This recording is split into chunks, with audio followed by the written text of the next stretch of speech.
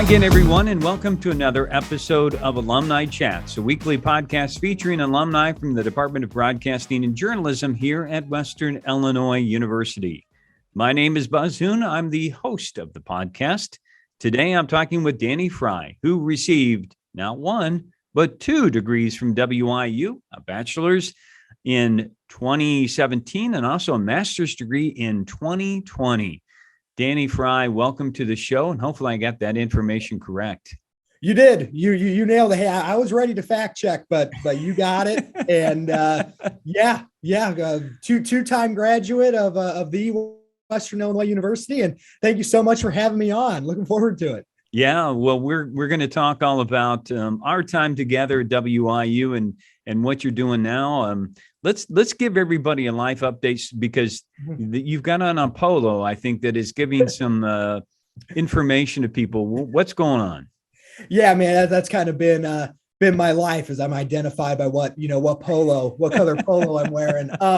But yeah, and it's blue now. When I was at Western Illinois as a graduate assistant, which we'll get into, it was purple. Now it's blue. I'm a Drake Bulldog now. I'm the director of athletic communications at Drake University. Started back in December, this past December, 2021. Work with a multitude of sports here at Drake. And being an SID, sports information director. So being an SID and working in athletic communications, you do a variety of different things, and working in athletics, it really truly is other duties is assigned, but primary duties are, updating the website, writing the game recaps, game previews, making sure, and oftentimes, keeping stats, making sure those are right, updating record books, coordinating with the media when it comes to interviews with coaches and student athletes. And those are just a few of the things that we primarily do in athletic communications, but really excited and grateful for the opportunity here at Drake.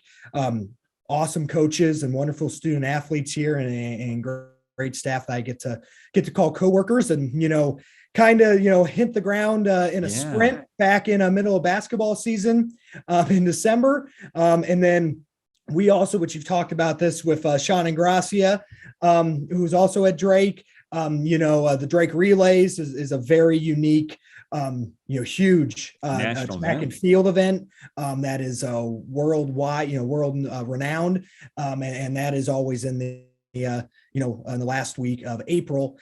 So we have that as well, that I'll run point for communications for. So yeah, that's kind of what what I'm doing now, but excited to be back in the Midwest, and with some familiar places and teams as well in the Missouri Valley Conference. Yeah, and we're going to talk a little bit more about your current role as the SID there. So, but let's rewind, because I like to find out what made Danny Frey into the person he is. And I know for you, it starts with you grew up in the Springfield, Illinois area, so you're from that area, and in the importance of family. Yeah, it really is. My my folks, my family, been very supportive from the jump. My mom and dad have always, whether it was going, and this is going to sound ridiculous, but I would go to a game, an actual in-person game, and would bring a recorder and would try broadcasting, doing play-by-play of the game. I'm sure I bugged the crap out of everybody and just annoyed, everybody around me. But my parents were like, hey, this is, something wants the same thing. I would get a recorder and there'd be a game, on the TV. And then I would just I would turn the volume down and would kind of do my play-by-play of it. And, my poor parents had to put up with that, for a while, not knowing, but just, they were always, always supportive of that. And when I was looking, for jobs in athletics and in broadcasting, sometimes that takes a little while. It's a very competitive field, and, it can be a long process, and they're always, very supportive, and obviously still, to now. But yeah, that's kind of how that started. And then with, and then going to, I got really lucky because I was doing that when, I was in, elementary school, you were started that as in elementary school? And maybe not elementary school, but 4 fourth grade, I dressed up as Jack Buck for Halloween. And I dyed my mom dyed my hair white, and I wore a KMOX thing because my dad had old tapes of Jack Buck. And so I would say, maybe not, but like in Glenwood, we call it intermediate school, is fourth and fifth grade. But yeah, fourth and fifth grade, I kind of knew that's what I wanted to do. And I got lucky because then in high school at Glenwood, we had GCNN, the Glenwood Cable News Network, which is its own TV station, with really, great equipment and a really good sized studio and all the resources that you need that all these other, professional TV stations had. We had in our high school at Glenwood High School in Chatham, Illinois. And we also had very good athletic teams there. And the coaches were used to it because there was a show there called The Rush, which the aforementioned Sean Ingracia helped create. And then another person up in this podcast, Andrew Bacon, did incredible work for, and he was a senior, Andrew was, when I was a freshman at Glenwood and Chatham. And so I knew that this was something, I want to get right into it. And I think the first game I ever actually broadcasted that was like recorded, that aired on, public access in the Chatham area, was with Andrew Bacon. And I was terrible. I don't think I was doing play-by-play, which, later I would go on and do. I think I was cutting Bacon off, and it was, eventually took a long time, even after I got to Western, for me to kind of figure that out. But yeah, but we had this TV show there. It was called The Rush, and it was basically a weekly sports center, if you will, but for the Glenwood sports. And, we would go out, students would go out and film highlights. And then, we would have, do interviews with coaches and players and all that stuff, and put it together in a weekly 30-minute show. And it aired at lunch, on the TVs in the lunchroom and the cafeteria at, during the lunch periods every Friday. And so that was my life kind of from, I got more involved in it my sophomore year. And then I became, we had what was called directors or co-directors. So I was a co-director for my last 2 years, junior and senior year, basically like kind of executive producer for it, if you call it that. And then we also broadcasted, like I said, our games, basketball games we did live, football we did on tape delay because they thought it would hurt the attendance. So, okay. And, but we were able to broadcast, games. They let us, down on the sideline, to film games, or if I was just kind of observing, I'd just be on the side. It was really cool. We had all great access, and, we had a great, I have to give a ton of credit for things that I learned, from Ryan Bandy. He was a TV teacher there. Trying to think of what the official class was called. I can't remember it now, but he was the, TV production, basically everything multimedia there. He was the teacher, and his last year was my senior year, but he taught Sean and Bacon. And, and there were a ton of people that because of his class, because of him, went on to have careers, in the media industry, whether it be on the sports side or film or, news. It was all around people that, that went through that TV program, GCNN at Glenwood. And a lot of it's the Bandy. He was awesome. I mean, just the way he could explain things to where we could understand it. And then I think, it gave me a little bit of a head start going into a place like Western, taking some of those introduction classes where there's stuff that I was lucky enough to know because we went over it already, in some classes. It's still obviously a ton I had to learn how, but we had that starting block because of Bandy, and I'm really, really grateful to him for that, and just how much he cared. Like, he wanted us to be the best we could be and put out a quality product. And I know he pushed me out of my, out of my comfort zone to where, being a technical director, which we had a much smaller board than, we had at Western, but Right. he'd push me to do that because, I was usually in front of the camera or doing play-by-play or whatever. So, just kind of pushing me out of my comfort zone, and that's kind of, a metaphor for life too. So I just really appreciated, the time and effort that he, took into that class, and, helping us, really not just do something that kills an hour, of the day and just kind of busy work, but actually putting together a product that people would, well, I mean, now I look back at it, it's like, oh my gosh, but at the time we really thought we were doing something, but with everything, considered, we did, and that was really cool. But yeah. Cause then we had, there's a little bit of a Glenwood WIU pipeline that ended up coming out of that.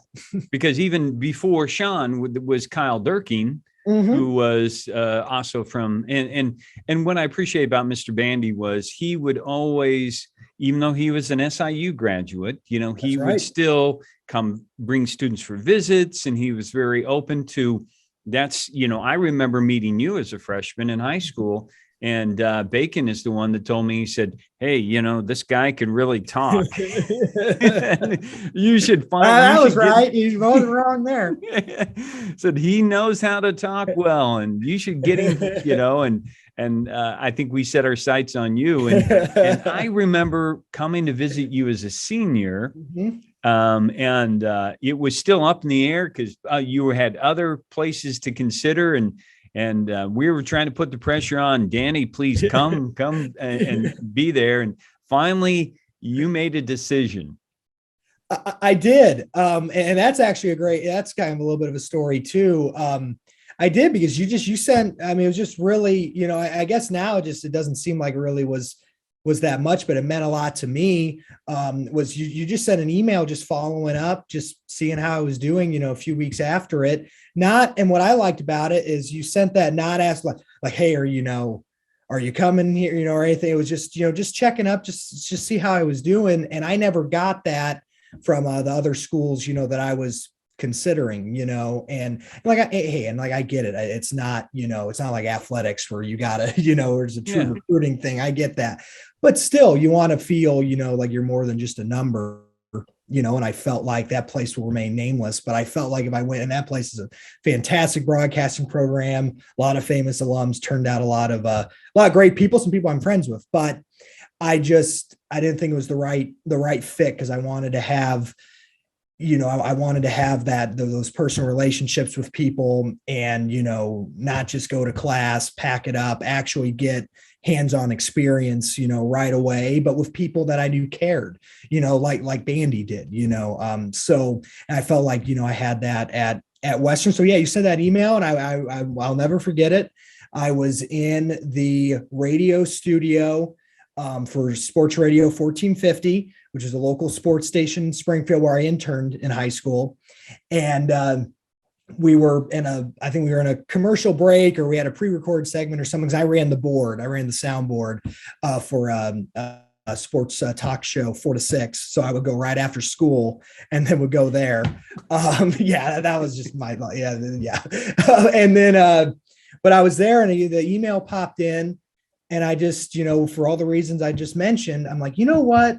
Why do I, I'm not this, I'm not a 5-star football, basketball recruit. Why am I waiting on this? So I just went and, said, hey, I just want to let you know, I said, thanks for, checking in, and, hope you're doing well too. And by the way, I'm going to go to Western next year. So yeah. And then made a decision right then and there, went home, told my folks, hey, I know where I'm going, and yeah. And then, made the, hour and 45, minute drive to Macomb, and that place would end be in my home for about 6 years. Yeah, and I, just as you had mentioned, there are a couple of things that I hope our listeners or viewers understand, especially students, is, you were investing in yourself that entire time in high school. You put in so much extra time. Yes, it's for a good cause to help promote the high school, your friends, people that you knew within there. and I know they all appreciated, but you also were doing these things that you felt were going to help you. And sometimes you got to be a play-by-play announcer. Sometimes you had to work the board, and sometimes you had to do things that you didn't think at the time you knew how it was going to benefit you.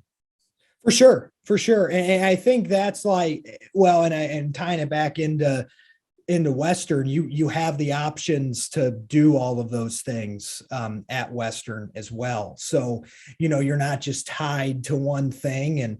And I think, no matter what field you're looking to work in, I think the more versatile you can be, that's only going to benefit you. Even if you learn that, hey, maybe that isn't for me. Even if that's what you take away from it, that's still something beneficial you get from it. Well, just to show what happens when you come as a freshman, not only do you make sure to involve yourself, because I think you're helping Bacon were you helping Bacon? Yeah, I was. Yeah, with the pigskin preview is what we called it at that time. Yeah. So you're helping with that, but then you become one of the very few people that's ever been selected as a freshman for play-by-play. Yeah, with what Western Illinois women's basketball. That was something I didn't take lightly. I knew that was I was just ecstatic. That was what I went in trying out for. That's what I wanted to do. I had a little bit of taste of college basketball before. I got really lucky that radio show that I worked for is for a guy named Jim Rupert, who's used to be the sports editor for the State Journal Register. He had a show on Friday there in that radio station. He had a UIS, the University of Illinois at Springfield spotlight, and where they highlighted their athletics teams for like 15, 20 minutes. They had the AD in, and he told, Danny was just talking me up, to their athletic director. And then I ended up doing their home UIS home men's and women's basketball games for 1 year. And so I had a little bit of a kind of a taste of it there, again, thought it was, a big, and I guess it was, but that, so I had a little bit of taste of it there, and I knew I wanted to do that. And I wanted to do as many games as I could.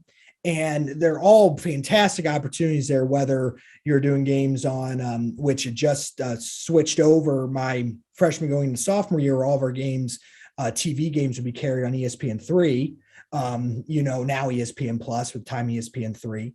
And so that was a big deal. So really whatever spot you got, even if it was on 88.3 The Dog, you're still doing games that are going live, out, like they're all incredible opportunities. But I want to do as many games as possible. That's just kind of how I am competitive. I just, whatever I can, if there's more to do, I want to do it. So there was one where you got to travel, and that was with women's basketball, and you were, on the flagship, radio station, and WRMS in Beardstown is what it was at the time. And I knew that's what I wanted to do. And plus you build up, you get to know the players, you get to know the coaches when you're on the road with all that stuff. So that's what I wanted, and tried out and just, let her rip, and, kind of went out of it. And I felt pretty good that I would get something. I didn't think I'd get that, but I thought I would, get something. And, turns out I remember Sean Ingrassia called me, and, because he was the director of sports broadcasting at WIU at the time, and, called and, basically said, hey, and just reiterated to me. And I had other friends, I had mentors in the business, they're like, hey, just so like no pressure, but they're guys in their mid 40s that would, do a lot of things to, have a job like that, and so that put it in perspective for me kind of from the jump. So I just wanted to make the most of it.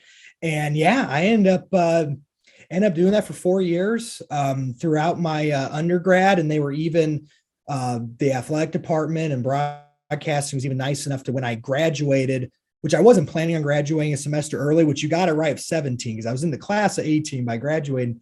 And that was I did not do anything crazy. I just happened to have credit stockpile. Let's just get that straight right off the bat. But because I graduated a semester early, basketball, season goes through March, and, starts in, October, November, goes through March. And I still wanted to be, with the team. And I did not, and I apologize for that. I did not walk in the graduation because we were the women's basketball team had a West Coast road trip to Stanford and Gonzaga. And I was lucky enough to go to that. And we actually upset Stanford that trip. So as much as I wanted to go there and get the diploma, from UNC there, I really did.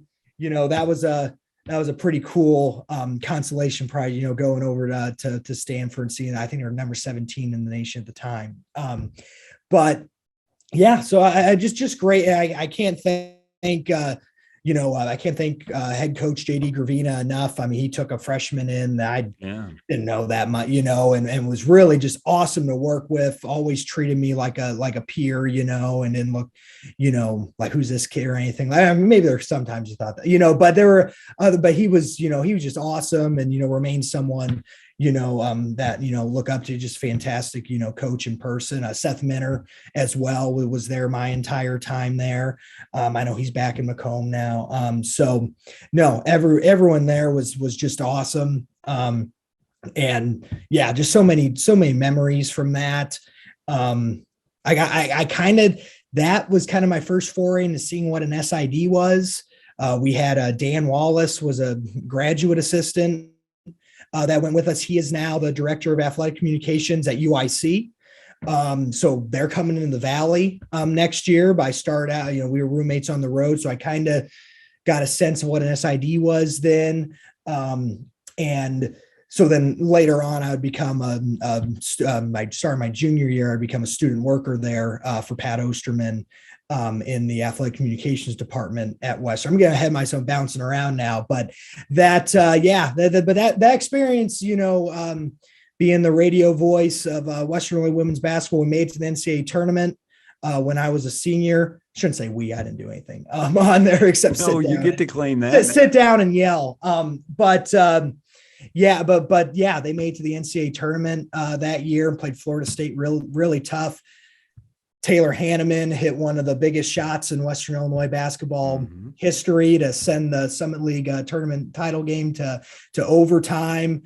I, of course, just lost my mind. But it was, but those are things I'll never, got a ring out, those are just cool things, that's not why you do it. But, when you're such a special group, it just makes those moments, that much more special. But it opened my eyes to a lot of things starting with that experience. And if I didn't have that opportunity, which I don't really know many other places that you do, at least that have a, to travel with it and do all that. Some will have just home games or whatever, but to kind of have that full experience, and be able to have that as a opportunity as a freshman is amazing. Well, that's what I really am glad that you not only were, when you look back now, you can see how it was preparing you for what you're ending up doing, because you're traveling with athletic teams. You're seeing how SID people have to do their jobs. So you're getting a behind the scenes kind of view of that. As you said there, you're making some important connections along the way too, which every little thing eventually leads to another. As you said, you end up working a little bit in the SID's office, writing for them. This is, meanwhile, when I want people to understand, you're also doing the football coaches show. You're working as an anchor on the newscast. Let's see. You're probably the sports director of the Dog. I was. Yeah. Okay. So it wasn't like you didn't have enough things. You just kept saying, what's next? What's next? What's next? Yeah, I did. Looking back at it. And there did reach a point, I think it was my junior year, it did reach a point where it was kind of like, okay, I got too much, on my play. Cause I remember, cause we decided to make, similar to the Rush. I think it's kind of where the idea came from. We decided to make, and we call it Local Sports Focus. We decided to make an all sports show that would be I think weekly or bi-weekly, that would air on News 3, because we had obviously had the sports section of the newscast, but we decided to have a full thing there. Sorry, are you there? Yeah, I'm still here. Sorry. I had a call come in. Our office phone is linked up to my computer and Microsoft Teams, and that popped up, and then the screen went away. I thought maybe you won the lottery, but go ahead. Well, and this person keeps calling. Okay, so yeah, I'm sorry about that. I tried to make that smooth, but yeah. So we started this local sports focus, and it was just an all sports show. And as Emily Manley really wanted to do it, I think she wanted to do it because at one of the, and I'm going to get my acronyms and different awards, off, but I think it was SINBA, Illinois News Broadcast Association. I think the Pigskin Preview got second in an award. I don't know what school in Illinois got first, but the school got it, and not us. And it was my show. I was like, oh, hey, I'm just, honored to be nominated, and, not really why I do it. Well, and when you talk to Emily Manley, and everyone that knows Emily Manley, now Finer, that's, one of the most competitive, people ever. But that's awesome. That's why she's one of my best friends, still to this day. But she took, offense to that and wanted to make something that would literally, I think, just to win this award. So we only did that thing one year, and then we got the award, and then we're like, all right, that served its purpose. But we started that, and this is where I started to learn some things, because got a junior year, and I've kind of had this part, just couldn't say no, and was taken. I mean, for one, I was looking for things to do because I've established that this is kind of how I'm wired, but I did realize at a point there is overload, and that's when I was to Adam Finer, and who's also one of my great friends from Western. He was the sports editor for the Western Courier, and I came on as assistant sports editor for the Western Courier. And we were starting up the sports show. We had everything, everything else that you mentioned was, going on to football. So, doing the coaches show, all that. And I think I was the assistant. I still feel bad about it, but I think I was the assistant sports editor for the Courier for like 2 weeks. And then I went up to Adam and said, hey, I'm really sorry, but I just don't think, I'm like, I'll still write. I still wrote stories. Adam, by the way, is the best person at coming up with headlines I think I've ever met. He needs to be just a headline consultant. I think my favorite headline was, we came back to beat Missouri State. Western football came back to beat Missouri State. And the headline was Mo State, Mo Problems. And I'm still very proud of that headline. And Adam always went with those. It was great. But I digress, but I realized that I'm like, I still have to have a little bit of a life, so I felt bad for committing to it. I'm certainly never wanted to go through quitting things. That's why I wanted to stay on and still help writing. I just can't, time commitment wise, because that's a lot for that too. I just can't be in, the office for another, after already doing this stuff, all the news stuff till like 6, I can't then go and then be in the Courier office till 11. Yeah.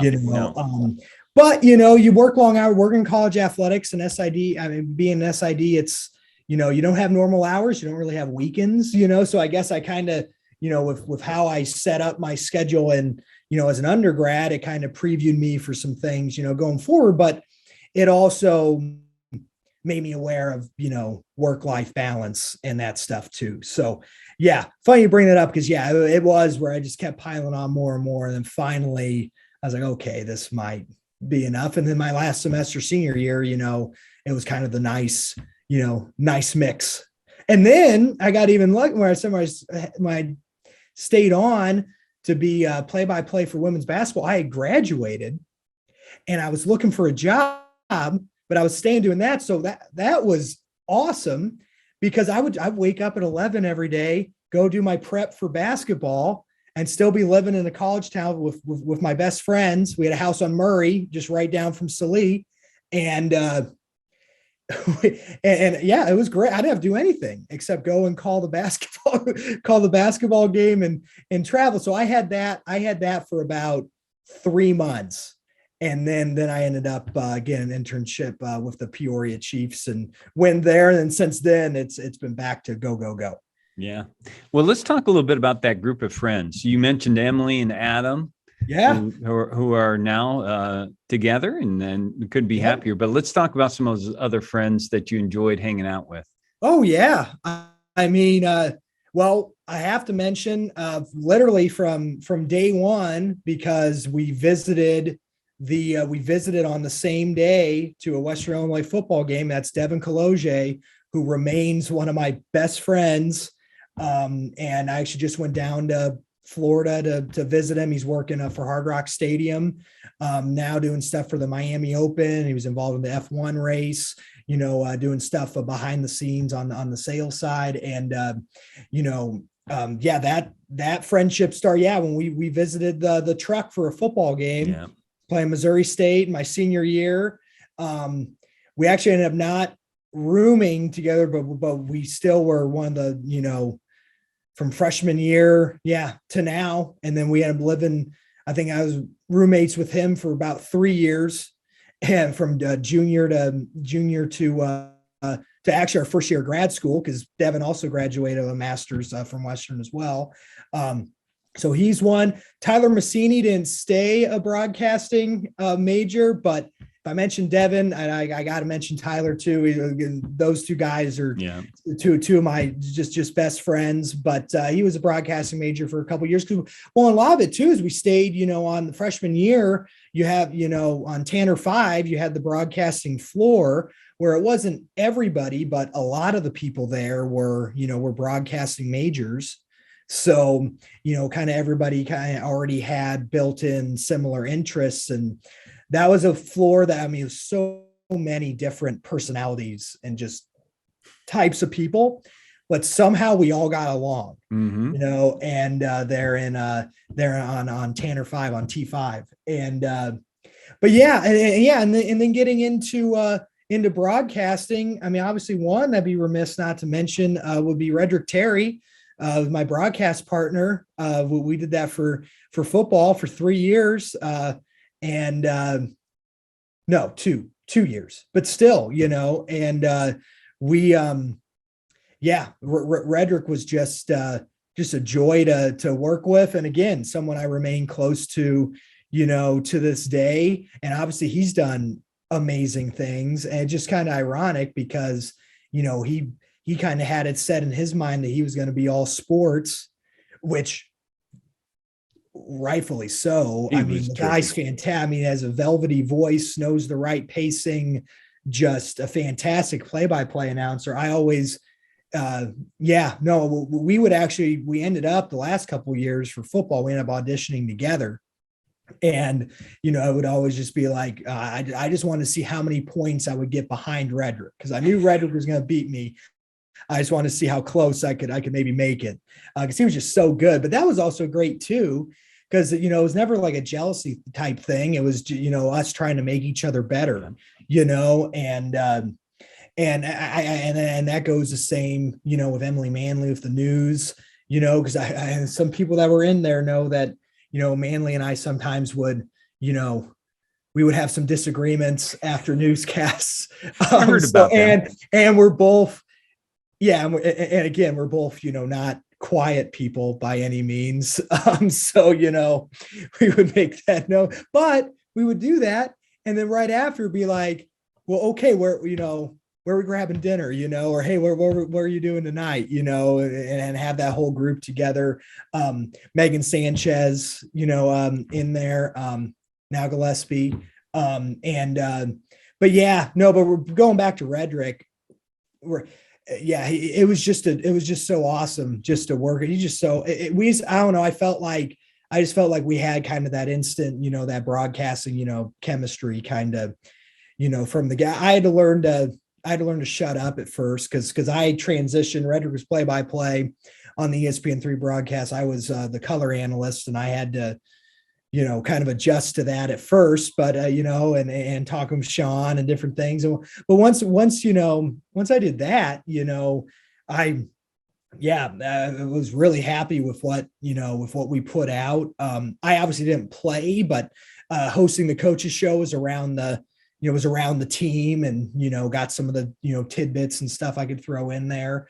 And then Redrick was just the best at knowing when to do what inflection, and still is, but just when to do what inflection, and letting the game breathe a little bit, and I think we were a really good mix too, because Redrick was just so smooth and velvet, and then I come in and just kind of bouncing High energy. the walls, That's all right. high energy, not that it was low energy by any means, but it was I just thought it was a good yin and yang, Yep. in there. And and we just got along. I mean, what I'll remember the most is just us laughing in between, in breaks. That I'll remember that more than, I do remember, and I apologize for rambling during all of this, but if anyone's ever met me, they know that's what I do. But just a quick story from this. I remember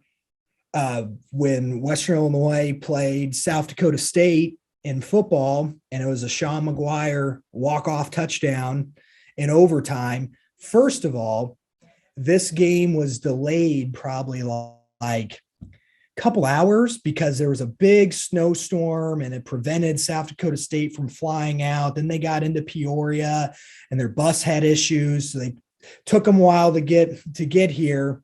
They got there. Keep in mind, I don't have a voice, which I'm sure some people were probably thankful for them, but I lost my voice, but I still did the game. I didn't just do that game.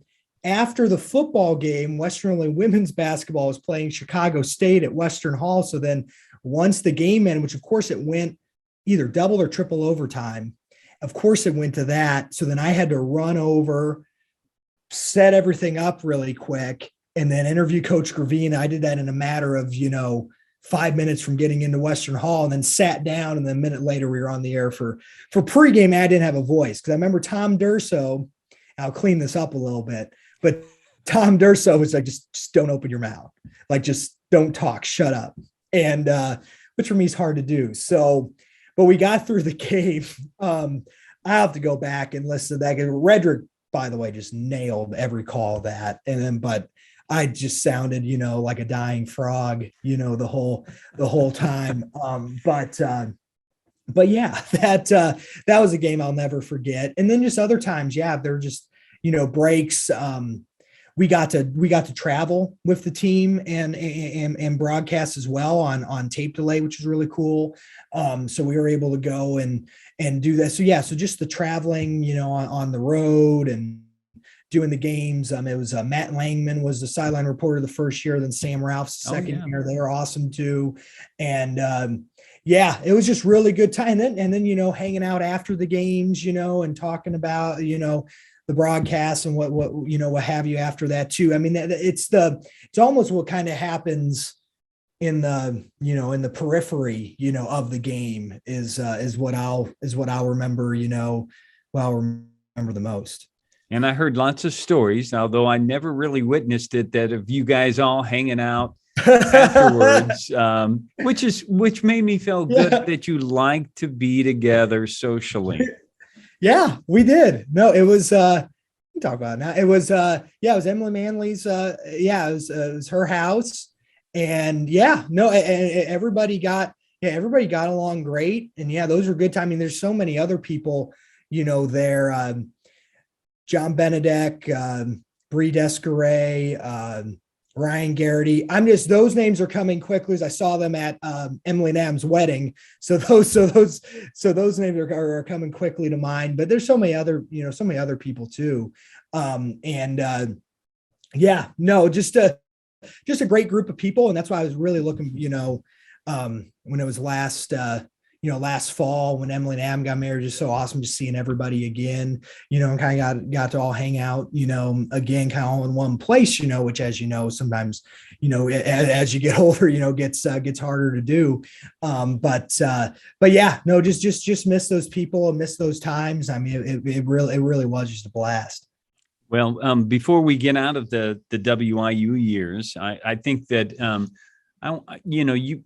we had some faculty members. I'm sure you would acknowledge that their presence in your life. You want to talk a little bit about their mentorship for you? Absolutely. I think, yeah, I mean, well, Buzz, obviously you're one. I absolutely, I mean, helping me first to get there, and I did media minorities, as well as great, one of the most interesting classes I had. And then just, your mentorship, I just knew I could talk to you about whatever, so first was want to get that out of the way.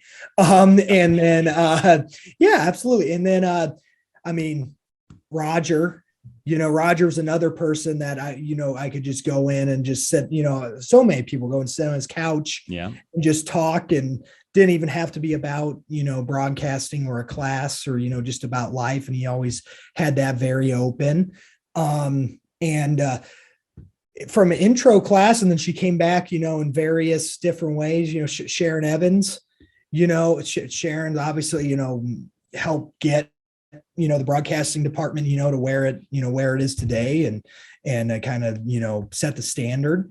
And then, Jasmine crying with news, that was something I knew I kind of wanted to do. And then I even ended up dipping in more to the news side of things than I thought I would, and she also gave me way too much free reign on sports than I think I deserved. I mean, there were times where we had like 6-minute D blocks, which is a sports block, and we had, 6-minute sports blocks. I mean, I went out and got the stuff, and I think it's part of why we decided to do our own, show out of it. But, I guess it helped fill some other stuff, but she was just awesome with, hey, I want to try and do this, or I want to go and cover this. And it was just super encouraging, with that. Cause I think kind of before I got there, I mean, we would show highlights of WIU sports, but not as much of, and they would, go out and do broadcasts of the Macomb High games, but not necessarily take highlights, out of that. And I came from, Glenwood and the Rush, and high school sports in the Springfield area are huge. And there's a website there, channel1450.com, that all they cover is high school sports. So I was like, well, we could even go out, and like, Bushnell West Prairie and, all these other, places we could do. So we did that for, and she was, very encouraging. Is there somebody like, why are you driving here? I'm like, I don't know, something to do, on a Tuesday or Wednesday. So she was just very open with that. Love that. And didn't work, or maybe had one or two of his classes, didn't do as much, but I mean, you can't talk about Western Only Broadcasting without Sam Edsel, just Sam's awesome. Then he was more on the production side, so didn't do as much with him, but Sam was great. And that's about it. No, I'm kidding. Shauna Gracia, obviously, there. I just, maybe I should have held that a little longer. But yeah, I know Sean obviously, even to this point, to where I ended up at Drake. I remember meeting Sean too when I was a freshman in the high school, when he came back, from when he was hosting the Pigskin Preview at Western. So Sean of the School of No Tripod. Yeah, that's right. He did not believe in the tripod. He did not believe that existed. No, Sean's but obviously Sean was awesome because when it came to, I'll never forget this. And I think everybody still, at least myself, can be guilty of this from time to time when you broadcast. But I especially freshman year, I wasn't confident in my voice, so I try to put on the announcer voice and go like this, so I have a little more nasally. It's stupid. And I did that, and Sean put an end to that real quick because he said, "You sound like a horse track announcer, Buttercup down the stretch," and I like, you're right, and just different things, we would just, because I remember we first game that I broadcasted for Western Illinois women's basketball was at Mizzou. And this is the only time that I'm not just trying to be dramatic or making this up. I threw up before the game. I was so nervous. And I was thinking, oh, well, but I mean, it was on, radio, and we're at I think they were SEC at that point already. Yeah. SEC school. And I was just so nervous. I was more nervous. I wasn't gonna be able to set the equipment up right. I wasn't even by anything. I was nervous. I plugged something in where I couldn't get into the station. Like, that's what I was the most nervous about.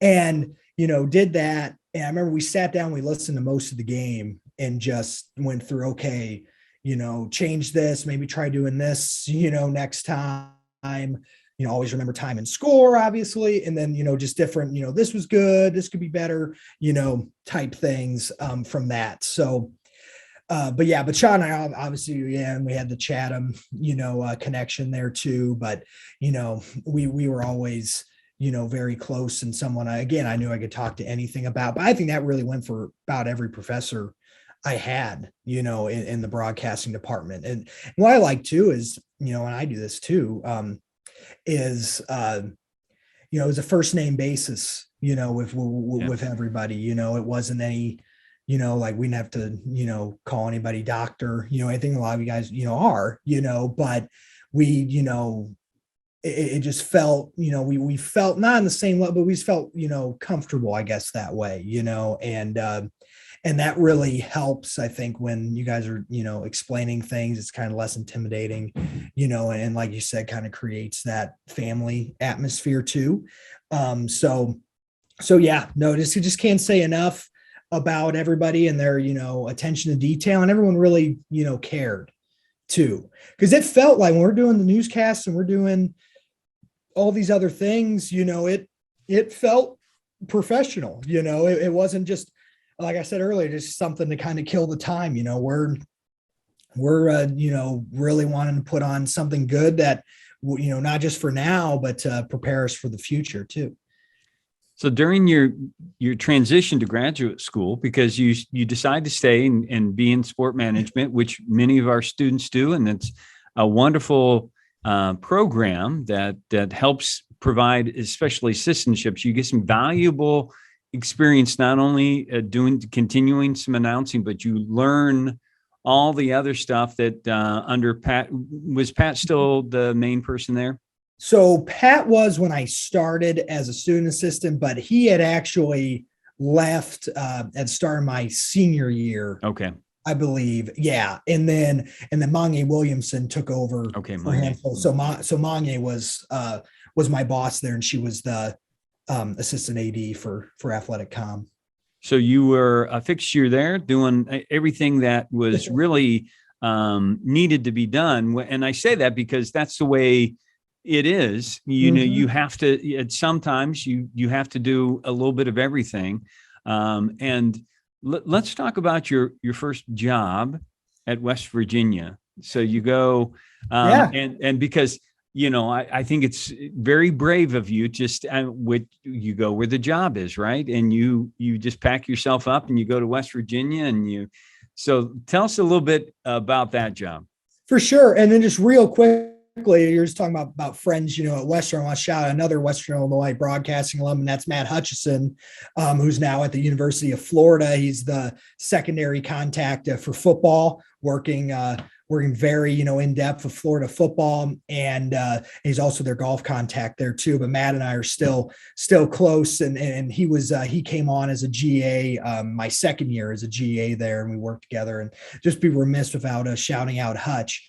But yeah, going to West Virginia Wesleyan, it was looking for a job out of COVID. So, wrapped up, I remember, I was the softball contact at WIU, and Hutch and I actually went up to Rosemont to help stat a tournament, a softball tournament. And then we got back, things were, kind of normal. That was in February. And then, everyone remembers that second week of March or, whatever it was. with the conference basketball tournaments, and, everything just started going one by one. A lot of things were getting, started getting canceled. And I was like, okay, this isn't, this is happening type thing. So then I finished my sport management degree, remotely online, of online classes. And then it was, kind of look for a job. And there were a couple places that I applied that then, would, sent the email, well, just want to let you know that we are, pausing the search, Right. as of right now because of, because of COVID-19, because of the pandemic. So, totally understandable. So, and if anything, there were these athletic departments, they were cutting positions, instead of looking to add somebody on. So, and certainly a lot of people weren't looking to leave at that point. So there just weren't that many openings. So I just kind of, applied here and there. But I had my backup plan was I was going to be a substitute teacher somewhere in the Springfield, Illinois area. And I was going to see if I could do some freelance broadcasting stuff, if there were even games being played. I kind of had it lined up with Western where they didn't have it. They didn't have anything to bring me back part-time. But they would hire me on like a game by game basis. And then I would just live at home, my folks' place in Springfield, and be a sub and, just kind of see what I could do from there. That was my backup plan. But then one day I was just like, you know what, I'm really going to have a push. So I went and, NCAA Marketplace, COSIDA, because I wanted to go into athletic communications. That's what I decided what I wanted to do, and found some openings. And one of them was at a place called West Virginia Wesleyan College, which truthfully I had not heard of before I applied. And I actually heard back 2 hours, I think, after I applied, and said, hey, would you mind sending over, some more materials? Whether it be, game notes that I had made, recap, stuff like that. I said, absolutely, send it to them. And then they said, okay, well, could you do an interview? I think this was on a Friday. They're like, can you interview Monday? And I'm like, yeah. So went and did that. And that guy's name is Nate Chase, who is now working one of the directors of social media for Kansas Athletics. So he went shortly after I got there, then went to Lipscomb, and then now he's at Kansas, so just amazing kind of what, what different jobs can, kind of be launching pads for folks. But yeah, ended up getting an offer there in late June and moved there in late July of 2020. Just like you said, I'd never been to West Virginia before. It's absolutely gorgeous. I highly recommend if you're into hiking or, anything outdoor, rafting, anything outdoors, nature, you got to go out there. There's so many different places in West Virginia that are just awesome, just absolutely gorgeous. And yeah, went out there. I remember it was a little different driving for me at first. The roads are very windy. Obviously they're hilly, and I was just going out there, it's a 10-hour drive from Springfield. It's a flat road. Yep. Oh yeah. No, there weren't any there. And I was just trying to just keep it in between the lines. And yeah, got there, got settled in. I mean, everyone was just so friendly and welcoming. We actually didn't have sports. The Mountain East Conference, which is the conference that West Virginia Wesleyan's in, they didn't play a fall sports season. So everything got pushed to the spring, or winter, starting in January. So I was just lucky they were bringing me in, when there weren't even sports going on. So they did, and I was very fortunate for that. And so I ended up doing some alumni pieces, kind of similar to what you're doing. We didn't have a podcast, but I would call some of our, notable, alumni from athletics and do a, Q&A with them. We did some video series with athletes. So we had to get creative for some content to fill time before sports came back. And then, of course, as every person that worked in college athletics knows, then the spring of 2021 was upon us. And that was just, I think, wild for everybody that worked in college sports in any capacity. And so then it was just getting everything figured out. But I was really fortunate to have two fantastic graduate assistants there. I'll shout them out here. One's Brendan Nearing, who just taught himself Photoshop and Premiere and does a fantastic job. He's now the SID at the University of Michigan at Dearborn. I'm really proud of him and how far he's come. And then Martin Radosevich was the other GA, and he's just a wizard on the keys with stats. And then he ended up, he's actually, when I left in December, he is going to be promoted, and he's going to take my position there as sports information director at West Virginia Wesleyan. So totally deserved it. He's awesome. They were both great. So they just got it. So I was able, we were able to do a lot of cool things because they were, both former student athletes. They got what, the vision of what we were trying to do. So yeah, went and ran that as the director for a year, was there a total of 16 months, was really proud of what we did. I tell you what, my broadcasting background, I think, helped because, we didn't have a broadcasting department. We didn't have a marketing department, so when it came to, doing, writing a script for the PA announcer and putting together the music and, different things, that was on me. Same thing with setting up the broadcast. So, I used, SDI cables and, different, molt box, different things, and that I knew how to set up, partly because of, my background at Western. I didn't have to learn it. I was like, oh yeah, that goes here, and then we were able to, go right off with that because I was, overseeing and setting up the, our live video streams, which that was probably one of the things I was most proud of there, especially with, at least, for the indoor sports, we didn't allow, spectators.